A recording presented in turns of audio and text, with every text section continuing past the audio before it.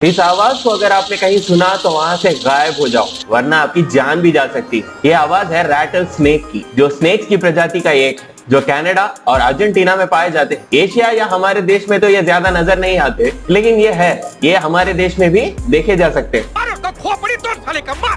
इसे rattle snake इसलिए कहा जाता है क्योंकि इस सांप के पूंछ में रैटल यानी शेल जैसी चीज होती है, जो खड़खड़ की आवाज करती है, जो कि अंदर से खाली होती है, जो आप स्क्रीन पे देख रहे हैं। अगर इस रैटल शेल को अलग किया जाए तो ये टुकड़ों में अलग होते हैं। इस तस्वीर से आपको अंदाजा होगा कि ये किस तरह से जुड़े हुए होते हैं। ये आपस में जुड़े हैं, लेकिन इनके बीच में छोटे छोटे स्पेसेस होते हैं, जिससे अगर रैटल को हिलाया जाए तो इसमें से आवाज आती है। वीडियो इन्फॉर्मेटिव लगी हो तो वीडियो को लाइक, शेयर और चैनल को सब्सक्राइब कर दो यार।